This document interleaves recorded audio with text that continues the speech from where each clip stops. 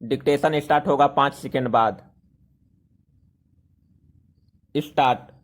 इस वर्ष भारतीय अर्थव्यवस्था को मुक्त करने यानी खुला बाजार अपनाने के 30 साल पूरे हो रहे हैं।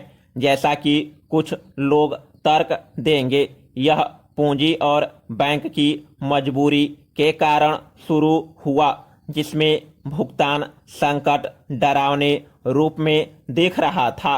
तब तक हमारी अर्थव्यवस्था कामोबेश लाइसेंस, कोटा और नियंत्रण संबंधी नियमों में बंधी हुई थी, जिसमें उद्यम के लिए कोई जगह नहीं थी। साल 1991 में उदारीकरण के साथ घुटन भरी इस अर्थव्यवस्था ने ताज़ा हवा महसूस की। हम इसके लिए तत्कालीन प्रधानमंत्री पीवी नरसिम्हा राव और वित्त मंत्री मनमोहन सिंह की राजनीतिक इच्छा शक्ति को याद करते हैं कि उन्होंने अर्थव्यवस्था को उबारा। मगर यदि हम उस नेतृत्व की प्रशंसा करते हैं तो हमें उनकी इस बात के लिए आलोचना भी करनी चाहिए कि वित्त मंत्री से प्रधानमंत्री बनने वाले उस शख्स ने पूरा एक दशक गंवा दिया और सुधार की रफ्तार को कायम रखने में वह नाकाम रहे। यह राजनीतिक इच्छा शक्ति और प्रतिबद्धता की कमी का मामला था। Paragraph change. उस विफल दशक से ठीक पहले प्रधानमंत्री अटल बिहारी वाजपेयी ने राजनीतिक इच्छा शक्ति दिखाई थी और वस्तु एवं सेवा कर की योजना बनाने में अपनी प्रतिबद्धता जताई। हालांकि 2004 से 2014 के बीच यह साकार नहीं हो सका। नरेंद्र मोदी सरकार ने अपने पहले कार्यकाल में ही जीएसटी और दिवाला व दिवालियापन संहिता को लागू किया। प्रधानमंत्री मोदी के नेतृत्व में एनडीए ने अर्थव्यवस्था को नियंत्रण मुक्त करने की अपनी प्रतिबद्धता भी दोहराई। इसे न्यूनतम सरकार अधिकतम शासन में शामिल किया गया।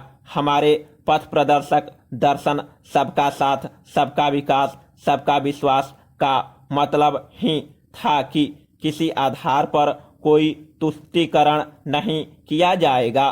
Paragraph change.